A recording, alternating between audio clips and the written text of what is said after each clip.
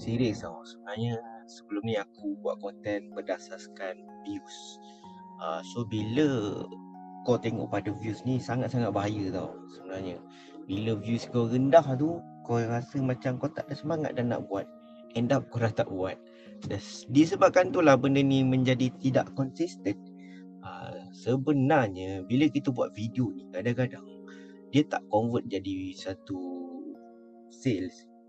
Mungkin orang belum mampu lagi ya, sebab aku jual barang yang yang lebih kurang harga 1,000 ke 2,000 ringgit. Kadang-kadang bila timing tu kena, barulah benda tu boleh convert sales. So kita tak bolehlah mengharapkan maksud dia macam buat hari ni dapat duit. Kalau yang korang jual harga barang ratus-ratus ataupun ribu-ribu, benda ni makan masa kan.